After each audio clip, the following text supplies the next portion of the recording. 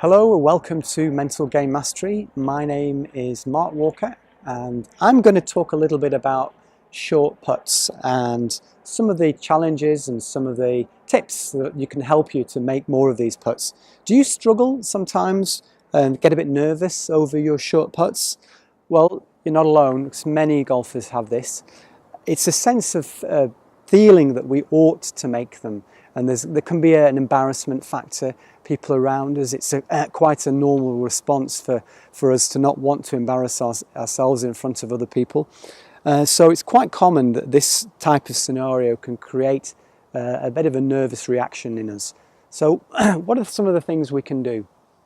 Well, one of the first things I would recommend that you do, tip number one, is to use your breath. If you notice that you're starting to feel a little bit tense, a little bit nervous, then just simply use your breath to help relax your system. And what I would recommend is a simple breath in to the count of 4 and then out to the count of 5. Slightly longer out breath.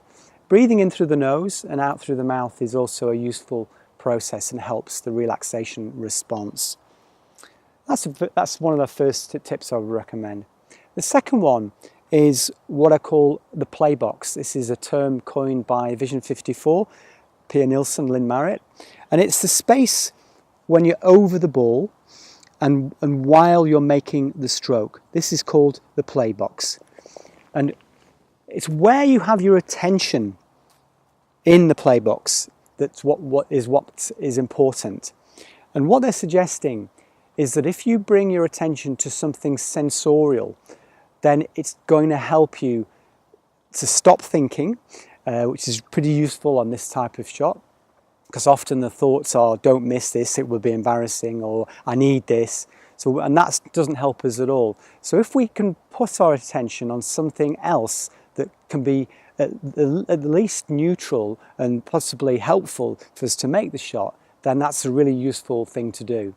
So play box attention points for putting can be a grip, the feeling in your fingertips as you're gripping the club, the pressure that I have, and I can just feel my fingertips here. So I'm just holding my attention on my fingertips as I'm hitting this space. My attention is on the fingertip pressure, it's on my fingertip pressure, and throughout the putt. And that's the whole point of a play box focus point. Another one could be counting. It could be that you might say 1, 2 on the backstroke and 1 going forwards on the forward stroke. So it would be 1, 2, 1.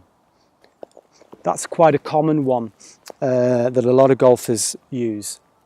It might also be that you look at a dimple on the back of the ball and you keep your eyes and you have your attention, your mind is nicely focused on a dimple on the back of the ball.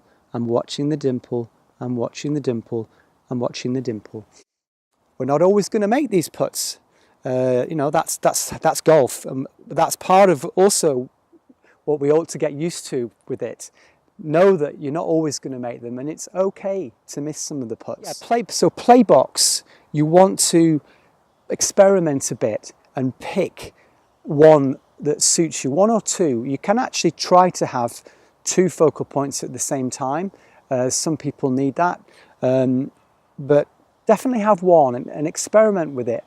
I think you'll find if you do put your attention on a useful play box focal point, it can really help take away from any other thoughts that might come in that lead to feeling nervous.